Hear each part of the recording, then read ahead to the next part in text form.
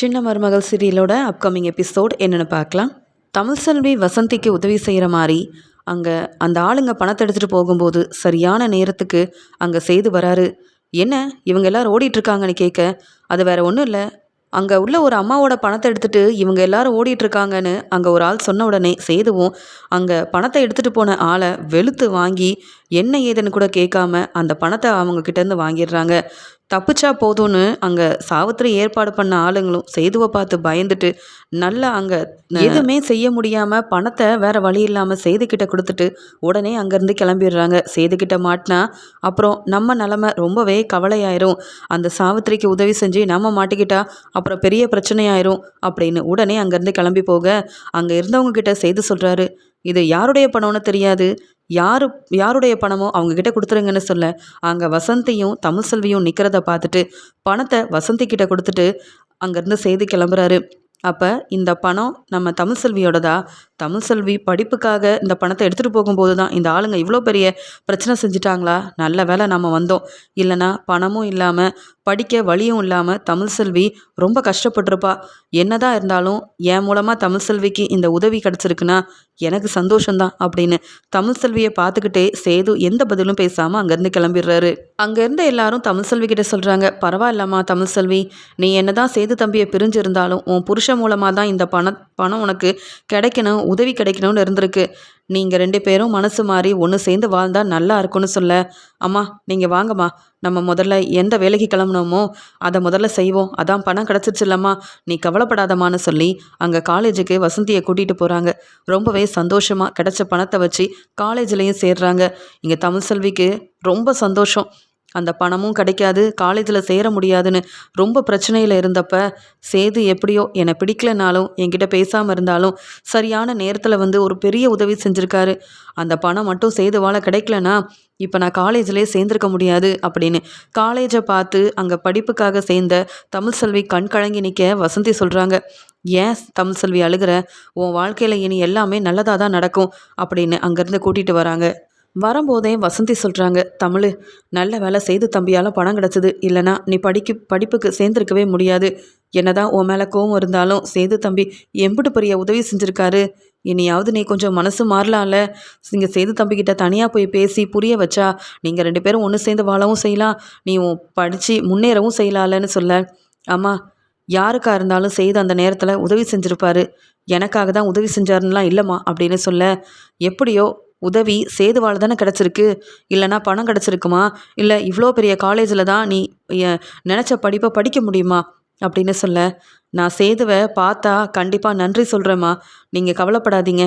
நான் சொன்ன பொய்யால் சேது என் மேலே வீட்டில் வச்சு கோவப்பட்டது எல்லாமே சரிதான், ஆனால் நான் மாசமாக இருக்கேன்னு சொல்லியும் என்னை புரிஞ்சிக்காம அவர் பேசுனதை என்னால் ஏற்றுக்கவே முடியலம்மா. அந்த கோவம்தான் சேது மேலே இருக்கே தவிர்த்து மற்றபடி சேதுவோட நல்ல மனசு எனக்கு தெரியும். என்ன செய்ய, நானும் என் வயிற்றில் வளர்கிற வாரிசும் இப்படி தான் தனியாக இருந்து கஷ்டப்படணும்னு இருக்கு போல், அதான் இதெல்லாம் நடக்குது. பரவாயில்லம்மா, நம்ம குடும்பத்துக்காகவாது நான் நல்லா படிக்கணும், அப்போ தான் நான் நம்ம குடும்பத்துக்காக நல்லபடியாக ஏதாவது செய்யணும்னு நினைக்கிறேன். அதை பார்த்து சேது புரிஞ்சுப்பார், நீங்கள் வாங்கம்மா அப்படின்னு சொல்லி வசந்தியும் தமிழ் செல்வியும் வீட்டுக்கு போக உடனே இங்கே தனம் கேட்குறாங்க, அக்கா நீ காலேஜில் சேர்ந்துட்டியாக்கா, நீ எப்போ வருவேன்னு நான் எதிர்பார்த்துக்கிட்டே இருந்தேன் தெரியுமா அப்படின்னு கேட்க, இங்கே உடனே தமிழ் செல்வி அதை ஏன் கேட்குறேன், போகிற வழியில் எம்பிட்டு பெரிய பிரச்சனை ஆயிடுச்சு தெரியுமா, யாரோ ஒருத்தவங்க வந்து பணத்தையும் எடுத்துகிட்டு போக அம்மாவும் மயக்கமாயிட்டாங்க, என்ன செய்யன்னு தெரியாமல் இருந்தப்போ தான் ஓ மாமா சேது அந்த நேரம் வந்து அந்த பணத்தை அந்த ஆளுங்க கிட்டேருந்து வாங்கி கொடுத்து பெரிய உதவி செய்ய எப்படியோ காலேஜில் நல்லபடியாக நான் நினச்ச மாதிரியே சேர்ந்துட்டேன். நான் நினைக்காதது எல்லாமே நடந்துருச்சு, ஆனால் எந்த பிரச்சனையும் இல்லாமல் நாளையிலேருந்து நான் படிக்க காலேஜுக்கு போகிறேன் தானோ அப்படின்னு சொல்லும்போது வீட்டில் இருந்த அங்கே அப்பத்தா கருப்புன்னு எல்லாரும் ரொம்ப சந்தோஷப்படுறாங்க. உடனே கருப்பு சொல்கிறாரு, பாத்தியாமா, உனக்கு ஒரு பிரச்சனைனா அதை சேதுவால் தாங்கிக்க முடியாது. என்னதான் அன்னைக்கு சேது கொஞ்சம் ட்ரிங்க்ஸ் பண்ணிட்டு உன்னை தப்பாக பேசியிருந்தாலும் கண்டிப்பாக நீ சேதுக்கிட்ட போய் தனியாக மனசு விட்டு பேசினா பிரச்சனைக்கெல்லாம் ஒரு முற்றுப்புள்ளி வைக்க முடியும். நீயும் சேதுவும் ஒன்று சேர்ந்து வாழ நிறைய வாய்ப்பு இருக்குது. எனக்கு சேதுவை பற்றி தெரியுமா அப்படின்னு சொல்ல, அண்ணே அது நடக்கிறப்ப நடக்கும், இப்போ நான் காலேஜில் சேர்ந்த சந்தோஷத்தில் இருக்கேன், சேது எனக்கு உதவி செஞ்சார் தான். நீங்கள் சொன்ன மாதிரி தனியாக பார்த்தா நான் கண்டிப்பாக அவர்கிட்ட நன்றி சொல்லுவேனே. நீங்கள் கவலைப்படாதீங்க. நாங்கள் ஒன்று சேர்ந்து வாழணுன்றதுக்காக இல்லை, எனக்கு சேது செஞ்ச உதவிக்காக கண்டிப்பாக நான் அவர்கிட்ட போய் பேசுவேன் அப்படின்னு சொல்லிட்டு தமிழ்செல்வி அங்கே எப்படியோ படிப்புக்காக பணமும் கிடச்சி நல்லபடியாக அந்த காலேஜ்லேயும் சேர்ந்தாச்சு. இனி எந்த பிரச்சனையும் இல்லை, நல்லா படித்து முன்னேறணும், அதுதான் என்னுடைய எண்ணம் அப்படின்னு நினைக்கிறாங்க தமிழ்செல்வி. இங்கே சேதுவும் தமிழ்செல்விக்கு உதவி செஞ்சுட்டு வீட்டுக்கு கிளம்பி போகிறாரு. இங்கே ரொம்ப சந்தோஷத்தில் எப்படியும் நம்ம சொன்ன அந்த மாதிரியே அந்த ஆளுங்க பணத்தை எடுத்துகிட்டு போயிருப்பாங்க. தமிழ்செல்வி கண்டிப்பாக காலேஜில் சேர்ந்துருக்க வாய்ப்பே இல்லைன்னு சாவித்திரியும் தாமரையும் நினைக்கும் போது அங்கே ஒரு ஃபோன் வருது. சேது வெளுத்து வாங்கி அனுப்பின அந்த ஆளுங்க இங்கே சாவித்திரிக்கு ஃபோன் பண்ணி, அக்கா நீ சொன்ன மாதிரியே அந்த பொண்ணுக்கிட்ட இருந்து பணத்தை எடுத்துகிட்டு வரும்போது உங்கள் வீட்டில் உள்ள சேது எங்களை பார்த்துட்டான். அவன்கிட்ட தப்பிக்க முடியாமல் பணத்தை கொடுத்துட்டு வந்துட்டோங்க்கா. வேறு வழியே இல்லாமல் தான்க்கா எங்களால் நீ சொன்ன வேலையை செய்ய முடியல. சேதுக்கிட்ட மாட்டினா எங்கள் நிலைமை என்ன ஆகுன்னு உனக்கே தெரியும்ல. அப்புறம் அவன் உண்மையெல்லாம் வெளியில் வர வச்சிருவான். உன்னை பற்றியும் சொல்ல வேண்டியதாக போயிடும்னு பயந்துக்கிட்டு தான் அங்கேருந்து நாங்கள் எப்படியோ கிளம்பி வந்துட்டோம். இந்த முறை விட்டுட்டோம். இனி வேறு ஏதாவது நீ வேலை தந்தா சரியாக செஞ்சிடறோங்க்கா அப்படின்னு சொல்லும்போது, ஆமாம் இந்த வேலையவே நீங்கள் ஒழுங்காக செய்யலை. நான் தான் சொன்னேன்ல தெளிவாக எல்லாத்தையும் நான் சொன்ன மாதிரி செய்யணும்னு. 50,000 ரூபா பணத்தை வேற கொடுத்தேன். எல்லாமே வீண் தானா? உங்களால் அந்த தமிழ்செல்விக்கிட்ட இருந்து கூட பணத்தை எடுக்க முடியலையா?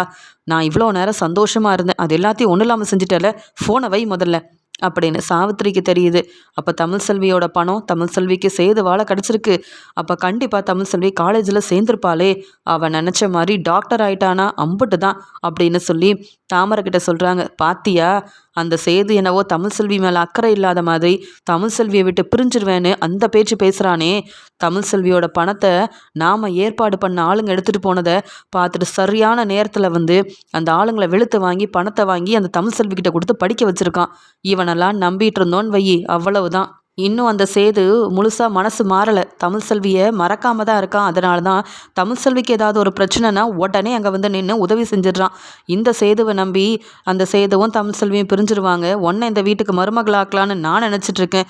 ஆனால் அது எல்லாத்தையும் இந்த சேது நடக்க விட மாட்டான் போலையே அப்படின்னு என்னெல்லாம் நடந்ததுன்னு தெரிஞ்சுக்கிட்ட இங்கே சாவித்திரி சேது மேலேயும் அந்த தமிழ்செல்வி மேலேயும் ரொம்பவே கோவத்தில் இருக்க இப்படி தாமரை கிட்ட பேசிகிட்டு இருக்காங்க. வசந்தி தமிழுக்கு தெரியாமல் செல்லப்பாண்டியை வர வச்சு நடந்த எல்லாத்தையும் சொல்லி, எப்படியோ தமிழ்செல்விக்கு நம்ம மாப்பிள்ளை தான் உதவி செஞ்சுருக்காரு. நல்லபடியாக தமிழ்செல்வி காலேஜில் சேர்ந்துட்டா. இனி எந்த பிரச்சனையும் கிடையாது. நீயும் நல்லபடியாக உழைச்சி கொஞ்சம் பணத்தை கொண்டு வந்து கொடுத்தனா தமிழ்செல்வியை மட்டும் இல்லை, அவள் அந்த வாரிசை சுமக்கிறதுனால அவளுக்கு நல்ல ஆரோக்கியமான சாப்பாடையும் கொடுக்க முடியும். நீ நல்ல அப்பான்னு முதல்ல நிரூபித்து இந்த வீட்டுக்கு மறுபடியும் வரணும். உன் மேலே கோவத்தில் இருக்க தமிழ்செல்வி உன்னை அப்பான்னு கூப்பிட்டு வீட்டுக்குள்ளே வர வைக்கணும். அப்படி ஏதாவது செஞ்சாதான் உனக்கும் மதிப்பு எனக்கும் மதிப்பு. நீ இந்த வீட்டில் இல்லாமல் இருந்தால் மற்றவங்க எல்லாரும் எங்களையும் தப்பாக பேசுவாங்க. அதனால் நீ ஒரு வேலைக்கு போகணும். நீ தமிழ்செல்விக்கு உதவி செய்யணும்னு நினைக்கிறல்ல, நம்ம வீட்டு வாரிசை நல்லா பார்த்துக்கணும்னு நினைக்கிறல்ல, அதுக்காகவே நீ மற்றவங்க கிட்ட வாங்கின கடனாக இருக்கட்டும் பணத்தையாக இருக்கட்டும் திருப்பி கொடுத்து நல்ல பேர் வாங்கணும் அப்படின்னு செல்லப்பாண்டி கிட்ட சொல்கிறாங்க. உடனே செல்லப்பாண்டியும், வசந்தி நீ சொல்கிறது எனக்கு புரியுது. நம்ம பொண்ணு தமிழ்செல்விக்காக கண்டிப்பாக நான் திருந்தி வாழ்வேன். யாரையும் ஏமாற்ற மாட்டேன். வாங்கின கடனெல்லாம் கொடுத்து யார் யாருக்கு பணம் கொடுக்கணுமோ எல்லாத்தையும் நான் கொடுத்துட்டு நானும் நல்லபடியாக உழைச்சி நம்ம குடும்பத்தை காப்பாற்றுவேன் அப்படின்னு சொல்லிட்டு செல்லப்பாண்டி, எப்படியோ என் பொண்ணு தமிழுக்கு அங்கே ஒரு வாய்ப்பு கிடச்சிருக்கு படிக்க. கண்டிப்பாக தமிழ்செல்வி நினச்ச மாதிரியே பெரிய ஆளாக தான் போகிறா. அவளை யாரெல்லாம் தப்பாக பேசுனாங்களோ எல்லாருக்கும் தமிழ்செல்வியோட அருமை பெருமை புரிய வர தான் போகுது. எனக்கு நம்பிக்கை இருக்குன்னு தமிழ்செல்வி அங்கே படிக்க அங்கே காலேஜில் சேர்ந்த சந்தோஷத்தில் வசந்தி கிட்ட பேசிட்டு செல்லப்பாண்டி கிளம்பி போகிறாரு. தமிழ்செல்வி காலேஜுக்கு முதல் நாள் தனியாகவே கிளம்பி போகிறாங்க. வசந்தி சொல்கிறாங்க, வேண்டாம் தமிழ், நான் உன் கூட வரும்போதே எம்பிட்டு பெரிய பிரச்சனை. யாரோ வந்து நீ பணம் கட்டி அந்த காலேஜில் சேரக்கூடாதுன்னு திட்டம் போட்டு அந்த ஆளுங்களை அனுப்புன மாதிரி தான் இருந்தது. நீ என்ன காலேஜுக்கு தனியாக போகிறேன் வரேன்னு சொல்கிற? நான் வீட்டில் சும்மா தானே இருக்கேன், நானும் வரேனே அப்படின்னு கேட்க, அம்மா எத்தனை நாள்மா எனக்காக அங்கேயும் இங்கேயுமா நீங்கள் அலைய முடியும்? போதும்மா, நீங்கள் தங்கச்சியவும் பார்க்கணும் வீட்டு வேலையவும் பார்க்கணும். அதனால் நான் பார்த்துக்கிறேன். படிக்கிறதுக்கு வாய்ப்பெல்லாம் கிடச்சிருக்குமா, நான் சரியாக போயிட்டு வீட்டுக்கு நானே திரும்பி வந்துடுவேன். கவலைப்படாமல் இருங்கம்மா அப்படின்னு வசந்தி கிட்ட நம்பிக்கையாக பேசிட்டு தமிழ்செல்வி ரொம்ப சந்தோஷமாக காலேஜுக்கு கிளம்பி போகிறாங்க. இதை பார்த்த கருப்பு சொல்கிறாங்க, ஏமா உங்கள் அம்மா வசந்திக்கு தான் வேலை இருக்குது, நான் சும்மாதாம்மா இருக்கேன், நான் வரேன், அண்ணன் கூட வந்தால் உனக்கு துணையாக இருக்கும்ல அப்படின்னு சொல்லி கருப்பும் இங்கே வந்து தமிழ்செல்வியும் காலேஜுக்கு பேசிக்கிட்டே போகிறாங்க. போகிற வழியில் அங்கே காரில் தனியாக இங்கே சேது வரதை தமிழ்செல்வியும் கருப்பும் பார்க்குறாங்க. ஆனால் கண்டுக்காத மாதிரி ஒதுங்கி போகும்போது அங்கே கார் நிற்குது. வெளியில் இறங்கி சேது ஃபோன் பேசிகிட்டு இருக்காரு. அப்போ தான் தமிழ்செல்வி நினைக்கிறாங்க, சேதுவை எனக்கு பிடிக்கல, அவர் கூட ஒன்று சேர்ந்து வாழக்கூடாதுன்னு. அவர் பேசின ஒவ்வொன்றையும் நினச்சி நான் ஒரு முடிவெடுத்திருக்கேன். ஆனால் இந்த சேது மட்டும் இல்லைன்னா கண்டிப்பாக என்னால் இந்த காலேஜில் கூட சேர்ந்துருக்க முடியாது. நமக்கு நல்லது தான் செஞ்சுருக்காரு. மற்றபடி அவர்கிட்ட நம்ம என்ன சேர்ந்து வாழணும்னு நான் சொல்ல போகிறோம். நன்றி மட்டும் சொல்லிட்டு நம்ம முதல் நாள் காலேஜுக்கு போகிறதுனால இந்த சேதுக்கிட்ட நன்றி சொன்னால் சரியாக இருக்கும் அப்படின்ற மாதிரி நினச்சிட்டு தமிழ்செல்வி சொல்கிறாங்க, கற்பண்ணே நீங்கள் போயிட்டே இருங்க, நான் இந்த சேதுக்கிட்ட கொஞ்சம் பேசிட்டு வரேன்னு சொல்ல, நீ போய் பேசுமா, நீ தான் நன்றி சொல்லணும்னு சொன்னல, சேதுக்கிட்ட உன் மனசில் இருக்க எல்லாத்தையும் பேசு, கண்டிப்பாக சேது புரிஞ்சுப்பான், நான் போயிட்டே இருக்கேன், நீ பேசிட்டு வாமா அப்படின்னு சொல்லிட்டு கருப்பு முன்னாடி போகிறாரு. சேது அங்கே நின்று ஃபோன் பேசிகிட்டு இருக்கும்போதே அங்கே பக்கத்தில் தமிழ்செல்வி வரதை பார்த்துட்டு, தமிழ்செல்வி இங்கே என்ன பார்த்து வந்துட்டுருக்கா, ஒன்றும் புரியலையேன்னு ஃபோனை வச்சுட்டு அமைதியாக நிற்க தமிழ்செல்வி சொல்கிறாங்க, உங்ககிட்ட கொஞ்சம் பேசணும். இன்றைக்கி நான் முதல் நாள் காலேஜுக்கு போகிறேன். அதுக்காக நீங்கள் செஞ்ச உதவியை என்னால் மறக்க முடியாது. நன்றி சொல்லிட்டு போகலாமேன்னு தான் வந்தேன் அப்படின்னு சொல்லும்போது, எனக்கா எதுக்கு நன்றி சொல்ல வர, உன் பணத்தை தான் அந்த ஆளுங்க எடுத்துகிட்டு போனாங்கன்னு தெரியாது. உன் இடத்துல யாராக இருந்தாலும் பிரச்சனை வந்தால் நான் வந்து உதவி செஞ்சுருப்பேன். உன் நன்றியும் எனக்கு வேண்டாம், ஒன்றும் வேண்டாம், நீ கிளம்பலாம் அப்படின்னு சொல்கிறாரு சேது. இங்கே தமிழ்செல்வி சொல்கிறாங்க, என்னையே வேண்டான்னு சொல்லி தானே இப்படி ஒதுங்கி வாழ்ந்துட்டுருக்கீங்க. நான் சொல்ல வந்த நன்றியவா ஏற்றுக்க போகிறீங்க? இருந்தாலும் நீங்கள் செஞ்ச உதவியால் தான் எனக்கு பணம் கிடச்சிது. அந்த பணத்தை வச்சு நான் காலேஜில் சேர்ந்துருக்கேன். ரொம்ப சந்தோஷமாக முதல் நாள் காலேஜுக்கு கிளம்பிட்டு இருக்கேன். எனக்கு நீங்களும் முன்னாடி வந்து நின்றுட்டீங்க.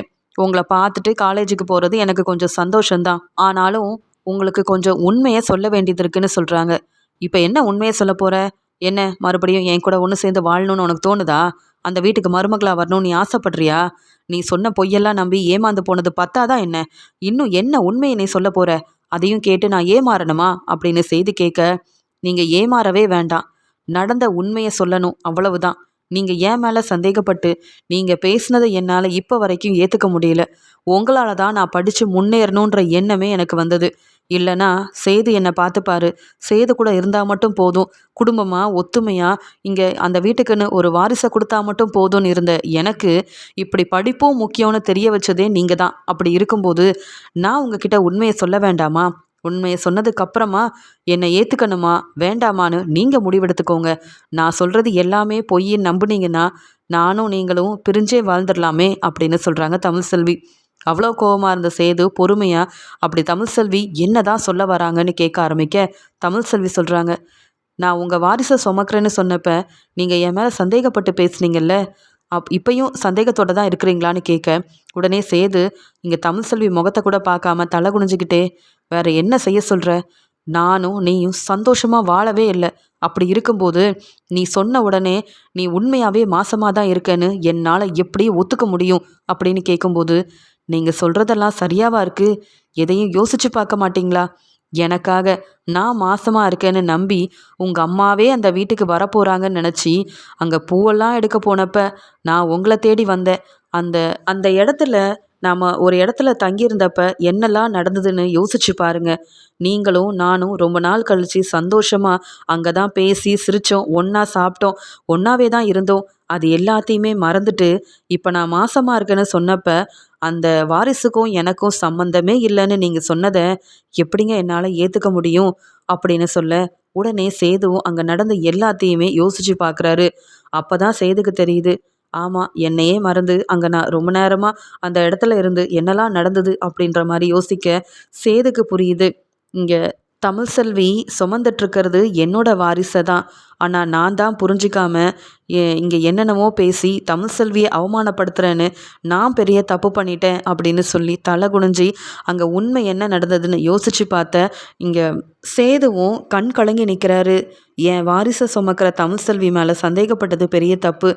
என்ன நடந்தது எதை பற்றியும் யோசிக்காமல் எனக்கு ஒரு பிரச்சனைன்னு வரும்போது தமிழ்செல்வி எனக்கு துணையாக இருந்தா, ஆனால் என்னோட வாரிசையே நான் ரொம்ப தப்பாக புரிஞ்சுக்கிட்டு சந்தேகப்பட்டுட்டேனே அப்படின்னு இங்கே சேதுவால் தாங்கிக்க முடியல. தமிழ்செல்வி எனக்கு நன்றி சொல்ல தான் வந்தா, ஆனால் நான் செஞ்ச தப்புக்கு நான் தான் தமிழ்செல்வி கிட்ட மன்னிப்பு கேட்கணும் போல அப்படின்னு சொல்லி, நீ இதுக்கு மேலே எதுவுமே பேச வேண்டாம், நான் உண்மையை புரிஞ்சுக்கிட்டேன். அது மட்டும் இல்லை, நான் எதையுமே சரியாக யோசிக்கலை. அன்னைக்கு நான் இருந்த நிலமையில நீ மாசமா இருக்கன்னு தெரிஞ்சு என்னால் அதை ஏற்றுக்க முடியாமல் என்னென்னவோ பேசி உன்னை அவமானப்படுத்திட்டேன். அது எல்லாத்துக்கும் என்னை மன்னிச்சிருன்னு சொல்ல உடனே தமிழ்செல்வி சொல்கிறாங்க, அது மட்டும் இல்லைங்க, உங்கள் அப்பாவுக்கு நடந்த பிரச்சனையிலேருந்து அவரை காப்பாற்றினதே நான் தான் அப்படின்னு சொல்ல, என்ன சொல்கிற தமிழுன்னு கேட்க, ஆமாங்க, உங்கள் அப்பா அங்கே ஹாஸ்பிட்டலில் இருந்தப்ப உங்கள் யாருக்கும் தெரியாமல் அவரை பார்க்க நானும் என் அம்மாவும் வந்திருந்தோம். அங்கே உங்கள் தம்பி இங்கே போஸால் நிறைய பிரச்சனை வந்தது. எல்லாத்துல இருந்தும் உங்கள் அப்பாவை காப்பாற்றி இப்போ உங்கள் அப்பா ராஜாங்கம் நல்லா இருக்காரு. அவர் எந்த பிரச்சனையும் இல்லாமல் சந்தோஷமாக உங்கள் குடும்பத்தோட ஒத்துமையாக இருக்காருன்னா அதுக்கு காரணமும் நான் தான். நான் சொல்கிறது பொய்யை நினச்சிங்கன்னா அங்கே ஈஸ்வரி கிட்ட போய் கேளுங்க, அந்த போஸால் என்னென்ன பிரச்சனை வந்ததுன்னு. அப்படியும் என் மேலே சந்தேகம் இருந்தால் அங்கே ஹாஸ்பிட்டலில் இருக்க உங்கள் அப்பா தங்கியிருந்த அந்த ரூமில் இருந்த சிசிடிவியில் போய் பாருங்கள். போஸ் என்ன செய்ய வந்தான், உங்கள் அப்பா மேலே உள்ள கோவத்தில் அவன் என்ன முடிவெடுத்தான்னு உங்களுக்கு நல்லாவே தெரிய வரும். உங்கள் அப்பாவை காப்பாற்றுனதும் நான் தான். ஆனால் இதெல்லாமே உங்களுக்கு தெரியாது. உங்கள் குடும்பத்துக்கு நான் எந்த விதத்துலேயும் எந்த தப்பான ஒரு விஷயத்தையும் நான் செய்யலைங்க. நல்லது மட்டும்தான் செஞ்சுருக்கேன். உங்கள் அப்பாவை காப்பாற்றிருக்கேன். உங்கள் வாரிசை நான் எவ்வளோ சந்தோஷமாக சுமக்கிறேன்னு உங்களுக்கு தெரியாது. இப்போ தான் உங்களுக்கு என்ன நடந்ததுன்னே புரிஞ்சுக்கிட்டு என்கிட்ட மன்னிப்பு கேட்குறீங்க. ஆனால் நான் அப்படி இதெல்லாம் நினைக்க முடியாதுல்ல. நீங்கள் பேசின ஒவ்வொன்றையும் மறக்க முடியாமல் ஒவ்வொரு நாளும் கஷ்டப்பட்டுட்ருக்கேன். இப்போவாது நான் சொல்கிறது உண்மைன்னு நீங்கள் நம்புனா என்னை புரிஞ்சுக்கிட்டு எனக்கு நல்லது செஞ்சீங்கல்ல, அதுக்கு நான் பேச வந்ததை கேட்ட வரைக்கும் ரொம்பவே நன்றி அப்படின்னு சொல்ல, இதுக்கு மேலேயும் நான் உன்னை தப்பாக நினைக்க ஒன்றும் இல்லை. ஏன்னா தப்பு செஞ்சது எல்லாமே நான் தான் தமிழ்செல்வி. புரிஞ்சிக்காம நடந்த உண்மையை நினச்சி பார்க்காம இந்த வாரிசையே என் பிள்ளை இல்லைன்னு சொன்னேன் பார்த்தியா, அப்போவே நான் ஒன்றும் இல்லாமல் ஆயிட்டேன். உன்னை விரும்பி கல்யாணம் பண்ணி கூட்டிகிட்டு வந்தேன். ஆனால் நான் உன்னை தப்பாக நினச்சது மட்டும் இல்லாமல் நான் உன் மேலே சந்தேகப்படுறேன்னு சொல்லி வீட்லேயும் எல்லாரும் முன்னாடி உன்னை பற்றி ரொம்பவே தப்பாக பேசிட்டேன். இதுக்கெல்லாம் உன்னை பற்றி நான் பேசி எல்லார்கிட்டேயும் நான் மன்னிப்பு தான் கேட்கணும். நீ பேசாமல் நம்ம வீட்டுக்கு வந்துரு. உன்னையும் இனி என் வாரிசையும் நான் விட்டு பிரிஞ்சு தனியாக வாழ விரும்பவே இல்லை அப்படின்னு சொல்லி ரொம்பவே அழுகிறாரு. கண் கலங்கி நிற்கிறாரு சேது. உடனே இங்கே தமிழ்செல்வி சொல்கிறாங்க, உங்கள் யார்கிட்டேயும் பண உதவி கேட்கக்கூடாது. நானே எப்படியாவது படித்து முன்னேறணும். இங்கே என் வயிற்றில் வளர்கிற வாரிசை பற்றி நீங்கள் சீக்கிரமாகவே புரிஞ்சுக்கிட்டு என்கிட்ட வந்து மன்னிப்பு கேட்கணும்னு நானாக நினச்சேன். ஆனால் நடந்த எதையுமே நீங்கள் யோசித்து பார்க்கலல்ல. அதுக்கப்புறமாவும் நீங்களாக புரிஞ்சுக்கிட்டு ஒரு நாள் வருவீங்கன்னு நினச்சிட்டு அமைதியாக இருந்தேன். ஆனால் நீங்கள் செஞ்ச உதவி எனக்கு ரொம்ப பெருசு. ஏன்னா அந்த பணம் எவ்வளோ முக்கியம்னு எனக்கு தெரியும். அதுக்காக மொய் விருந்து ஏற்பாடெல்லாம் செஞ்சு என் குடும்பமே எனக்காக கஷ்டப்பட்டிருக்காங்க. அந்த பணத்தையும் ஒரு ஆள் எடுத்துகிட்டு போயிட்டாருன்னு நினைக்கும் போது என்னாலையும் என் அம்மாவாலையும் தாங்கிக்க முடியல. இப்போ நான் காலேஜ் படிக்க போகிறேன்னா அதுக்கு காரணம் நீங்களாக இருக்கிறதுனால, நீங்கள் என்னை பற்றி பேசுனது, என்னை தப்பாக புரிஞ்சுக்கிட்டது, சந்தேகப்பட்டதுன்னு எல்லாத்தையுமே நான் மறந்துட்டேன். ஏன்னா நீங்கள் செஞ்ச உதவி மட்டும்தான் எனக்கு முன்னாடி வந்து நின்றுது. உங்ககிட்ட நன்றி சொல்லது மட்டும் இல்லாமல் உங்களுக்கு சொல்லி புரிய வைக்கணும், நடந்த உண்மையை தெரிய வைக்கணும்னு நினச்சேன். அதுக்காக தான் வந்தேன். இப்போ என் மேலே உங்களுக்கு சந்தேகம் இல்லைல்ல. நீங்கள் என்ன ஏற்றுக்கலனாலும் பரவாயில்ல. நம்ம வாரிசை நினச்சி சந்தேகப்படாதீங்க. அதை என்னால் ஏற்றுக்கவே முடியாது. இது உங்கள் வாரிசு தாங்க அப்படின்னு தமிழ்செல்வி தாங்க முடியாமல் அழுகிறாங்க. உடனே போஸ் சொல்கிறாரு, என் அப்பாவை நீ காப்பாற்றிருக்க. என் அப்பா இப்போ நல்லா இருக்காருன்னா அதுக்கு காரணம் நீ தான். அந்த போஸ் மூலமாக இவ்வளோ பெரிய பிரச்சனை வரும்னு நான் எதிர்பார்க்கல. ஆனால் நீ செஞ்ச உதவியை என் குடும்பமே கண்டிப்பாக மறக்க முடியாது. இதை பற்றி என் அப்பா கிட்டேயும் அந்த ஈஸ்வரிக்கிட்டையும் நான் சொல்லி கண்டிப்பாக நீ செஞ்ச உதவியால் உன்னை மறுபடியும் அந்த வீட்டுக்கு மருமகளாக கூட்டிகிட்டு போவேன். உன் கூடயும் அந்த வீட்டோட வாரிசு கூடயும் கண்டிப்பாக சந்தோஷமாக நான் அங்கே இருக்க தான் போகிறேன். நீ இன்னைக்கு முதல் நாளாக இங்கே காலேஜுக்கு போகிற. நானே உன்னை கூட்டிகிட்டு போகிறேன். நான் உன்கிட்ட மன்னிப்பு கேட்டுட்டேன்ல. நீ என்னை ஏற்றுக்கிட்டதா இருந்தா, என்னை நீ மன்னிச்சதா இருந்தா நீ காரில் ஏறு, நான் உன்னை காலேஜுக்கு கூட்டிகிட்டு போகிறேன்னு சொல்ல முதல்ல தமிழ்செல்வி கொஞ்சம் யோசிக்கிறாங்க. அதுக்கப்புறமா நானும் என் அம்மா வீட்டில் இருந்தால் என் அம்மா அப்பா நீ எல்லாரும் எவ்வளோ கஷ்டப்படுவாங்கன்னு எனக்கு தெரியும். ஆனால் இதே என் வீட்டுக்காரர் கூட அந்த பெரிய வீட்டில் ராஜாங்க வீட்டில் மருமகளாக இருந்தால் அதுக்கு தனி மரியாதை தானே. என்ன இருந்தாலும் என் வீட்டுக்காரர் செஞ்ச தப்பாக அவர் புரிஞ்சு மன்னிப்பு கேட்டதுக்கப்புறமா நான் என் அம்மா வீட்டில் இருக்கிறத விட என் வீட்டுக்காரர் கூட ஒன்று சேர்ந்து வாழ்ந்தாதான் எனக்கும் நல்லது, அங்கே சேதுவுக்கும் நல்லதுன்னு சொல்லி கண் கலங்கிக்கிட்டே மனசு மாறி அந்த காரில் ஏறி அங்கே ரொம்ப சந்தோஷமாக முதல் நாள் காலேஜுக்கு கிளம்பி போகிறாங்க தமிழ்செல்வி. இதை எதிர்பார்க்காத சேதுவும் தமிழ்செல்வியும் ஒருத்தர் புரிஞ்சுக்கிட்டு நல்லபடியாக மனசு மாறி ஒன்று சேர்ந்து வாழவும் முடிவெடுக்கிறாங்க.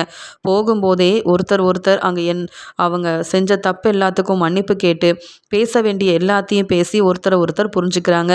இங்கே தமிழ்செல்வி வரேன்னு சொன்னாங்களே காணுமேனு கருப்பு ஓரமாக நின்று பார்க்க சேதுவும் தமிழ்செல்வியும் ஒன்றா காரில் போகிறத பார்த்துட்டு ரொம்ப சந்தோஷப்படுறாரு கருப்பு.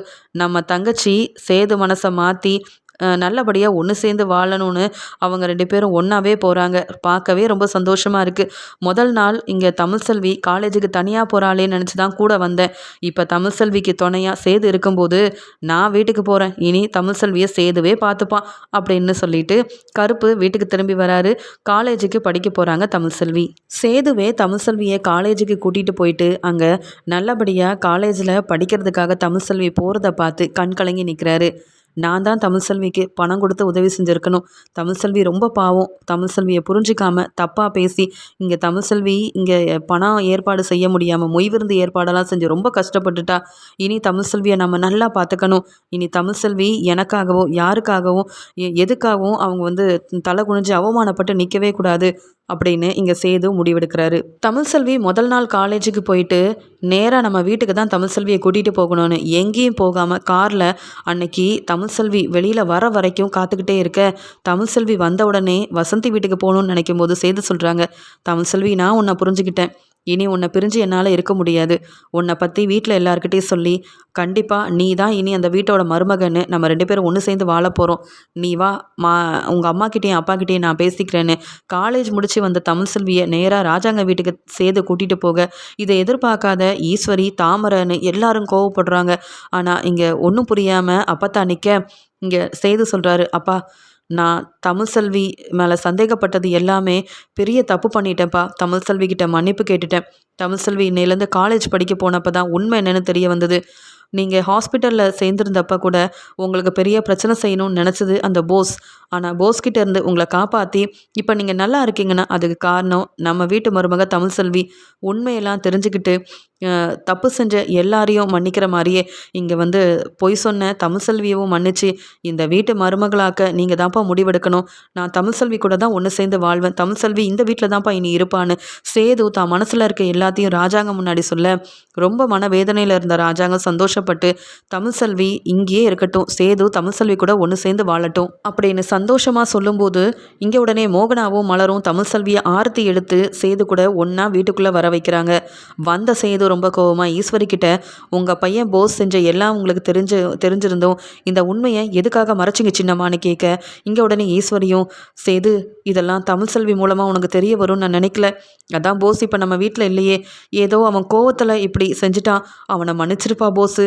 நீயும் தமிழ்செல்வியும் ஒன்று சேர்ந்தது எனக்கு ரொம்ப சந்தோஷமாக இருக்குது. ஆனால் போஸ் செஞ்ச விஷயத்துக்கு அவனை ஏதாவது செய்யணும் அப்படின்னு தப்பாக நினைக்காதப்பா, அவனை போலீஸில் மாட்டி விடணும்னு நினைக்காதப்பா அப்படின்னு சொல்ல போஸ் என்னைக்கு போஸை நான் பார்க்குறனோ அன்னைக்கு உங்கள் பையன் போஸை நான் சும்மா விட மாட்டேன். ஏன்னா அவன் அப்படிப்பட்ட ஒரு வேலையை செஞ்சுருக்கான்.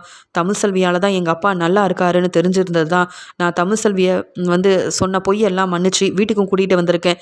இனி தமிழ்செல்விக்கு இந்த வீட்டில் இருக்க யாராலையும் எந்த பிரச்சனையும் வரக்கூடாது. நானும் தமிழ்செல்வியும் இதே வீட்டில் தான் ஒன்று சேர்ந்து சந்தோஷமாக வாழ போகிறோம்.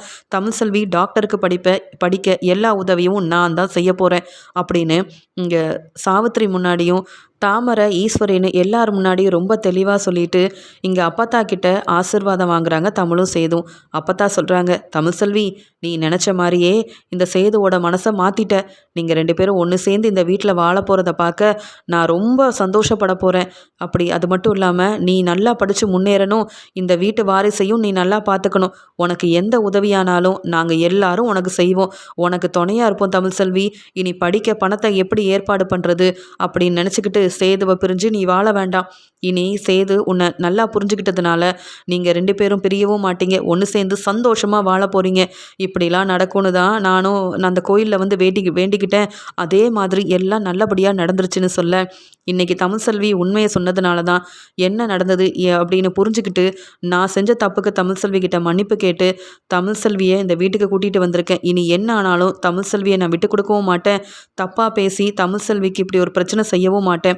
என்னை மன்னிச்சிரு தமிழ்செல்வி அப்படின்னு தமிழ்கிட்ட மன்னிப்பு கேட்டு சேது தன்னுடைய வீட்டுக்கு கூட்டிகிட்டு போனது மட்டும் இல்லாமல் தமிழ்செல்வியை நல்லபடியாக படிக்க வச்சு டாக்டர் ஆகி காட்டுவேன். இங்கே தமிழ்செல்வி இனி என் கூட என் வீட்டில் தான் இருக்க போகிறான்ற சந்தோஷத்தில் இருக்காரு சேது. இந்த விஷயம் எல்லாம் கருப்பு மூலமாக வசந்திக்கும் செல்லப்பாண்டி தமிழ்செல்வியோட அப்பத்தானி எல்லாருக்கும் தெரிய வர எப்படியோ சேது தம்பியே உண்மையை தெரிஞ்சுக்கிட்டு மனசு மாறி தமிழ்செல்வியை இங்கே ராஜாங்கையா வீட்டுக்கே கூட்டிகிட்டு போயிட்டாருன்னா இதை விட வேற சந்தோஷம் ஒன்றுமே இல்லை. தமிழ்செல்வி தனியாக நின்று படித்து முன்னேறணும்னு நினைக்கிறாளேன்னு கஷ்டப்பட்டேன். ஆனால் இப்போ எனக்கு ரொம்ப சந்தோஷமாக இருக்குது. நான் நினச்ச மாதிரியே தமிழ்செல்வியும் சேது தம்பியும் ஒருத்தரை ஒருத்தர் புரிஞ்சுக்கிட்டு அங்கே ஒன்று சேர்ந்துட்டாங்கல்ல கருப்பு, அதுவே எனக்கு போதும். எனக்கு இதெல்லாம் நினச்சி பார்க்க ரொம்ப சந்தோஷமாக இருக்குன்னு வசந்தி கண் கலங்கிக்கிட்டே தமிழ்செல்வியோட வாழ்க்கையை நினச்சி ரொம்ப சந்தோஷப்படுறாங்க.